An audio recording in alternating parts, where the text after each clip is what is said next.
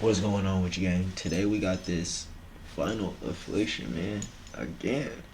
This father of three was eaten alive by a polar bear in front of his kids. In front of them. That's some traumatizing ass shit, not even gonna lie to you. Like, I wouldn't be able to. I wouldn't be able to really go on with life for real, for real. Like,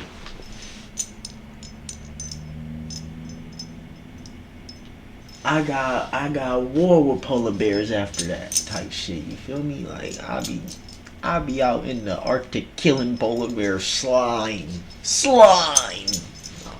But that's crazy. RP that man.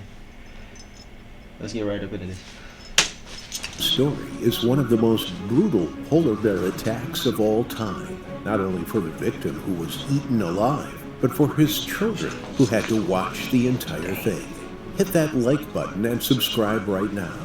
This is the terrifying polar bear attack of Aaron Gibbons. Welcome to Final Affliction.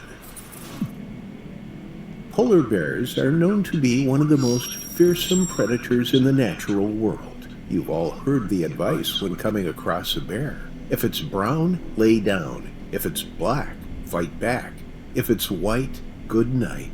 Luckily, polar bear attacks are very rare, and there have only been a few recorded fatalities. Despite this, the number of bear attacks worldwide have gradually been increasing over the last couple decades. Increased food scarcity and habitat destruction is forcing these animals to leave their natural environment and encroach onto human territory in search of food. What little habitat these animals have left is often used for hunting and hiking by humans, leaving them with very few places to go, as the likelihood of encountering someone increases. While brown bears have always been the main perpetrators of these bear attacks in North America, there is an alarming trend growing as polar bear attacks are on the rise.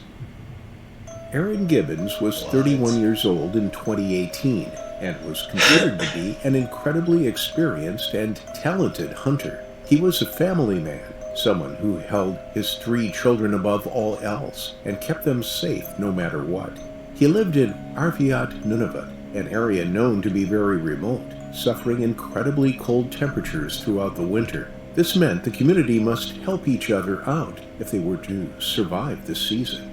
Aaron regularly used his hunting skills for the good of his community, selflessly providing meat for those in need. Aside from the cold, the area shared its land with an apex predator, the polar bear.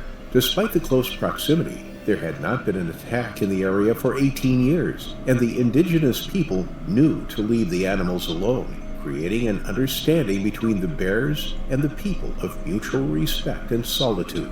Naturally, there had still been encounters with the bears, so a patrol had been set up on the outskirts of town to protect the inhabitants. Their job was to redirect any bears who got too close to the settlement. Aside from a few interactions, Nigga took his luggage. He said, nigga, this mine, nigga. Check in next time. This mine, nigga. Outskirts of town to protect the inhabitants. Their job was to redirect any bears who got too close to the settlement. Aside from a few interactions, there was relative harmony between the people and the bears. On July 3rd, Aaron decided to visit Sentry Island with his children to take them fishing and spend some quality time together. The island was around 10 miles away from their home by boat and was a regular fishing spot for locals and tourists alike, particularly as it was a hot spot for beluga whales. The family planned on gathering some bird eggs on the island, and as soon as they landed on shore, the children ran off the boat, excited to spend time with their dad for the day. He briefed them on the do's and don'ts of their activities to make sure they would be as safe as possible, but he didn't foresee any issues for the day. After explaining some of the dangers, the children headed off to collect their eggs. Aaron was proud to see how excited they were, and was ready to slowly teach them everything he knew, so that they could grow up protected by his knowledge. While watching the children, he spotted something in the distance, and the longer he stared at it, the colder his blood turned. A polar bear was slowly stalking his youngest daughter, creeping closer and closer to where she was searching. The bear's ears were facing backwards, signaling to Aaron that the bear considered his daughter to be prey, and he knew that there was no way that she would win the fight against the bear. At this time, she was completely unaware, assessing a nearby bird's nest to see which eggs she should take back to her dad. Aaron shouted to his children, telling them to run to the boat as fast as they could. He sprinted towards them, trying to get between the bear and the children. But as he ran, he realized he had left his rifle on the boat. He was running towards a polar bear on the hunt. Nigga left without slam. Oh my god. Nigga left without the slam. If he would have had that, he'd still be here. But he went out for his kids, though. He protected his youngest. He protected his seeds, for sure. Real man, real nigga. With no protection but his bare hands. With no time to go back for his rifle, he began hurling rocks at the animal in an attempt to distract or scare it away from his children. Aaron was desperate and knew he would do anything he could to save his children. Thankfully, a few of his rocks hit the animal and confused it, stopping the predator in its tracks momentarily. He was so thankful that his children were no longer in the animal's pursuit that it took him a second to realize that all of the bear's attention was now fixed on him instead, and he was completely unarmed.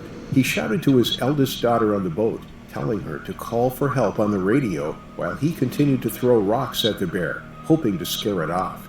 Aaron quickly realized that the rocks weren't scaring the bear away as it continued to approach him. Terrified and running out of options, he decided to break all the rules. He turned his back on the animal and ran for the boat.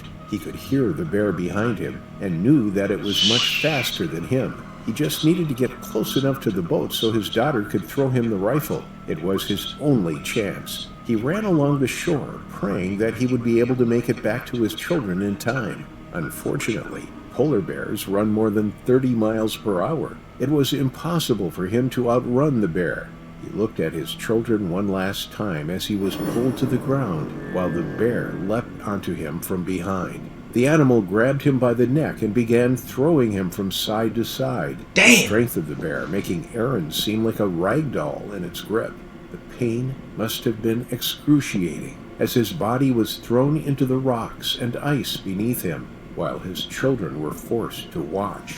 When Aaron finally stopped moving, the bear climbed on top of him and began to eat him, ending the life of Aaron Gibbons. The children were traumatized and begged for someone to come and help them over the radio. They hid in the boat, listening to the sounds of their father being devoured by the predator. Their prayers were soon answered as an emergency team arrived and took the children away before shooting and killing the polar bear. Aaron's body was half-eaten at this point and was taken back to his family in Arviat. Everyone was devastated by the loss. He was an important part of the community and well-liked by all. His sacrifice was not in vain, as he saved his 3 children, despite losing his life. 2 years later, his bravery was recognized in a Canadian ceremony by the Governor-General and Commander-in-Chief of Canada, Julie Payette. He received the Star of Courage for the defense of his children, and I know that's although right. he was not Give him alive to something. receive it, his family were able to keep it as a physical reminder of the courage of Aaron, who was truly a hero to his family before meeting his final affliction. Man, RP that man. If you made it this far, like, comment, share, and hit that sub button, gang. Yeah, we about to pick it up now.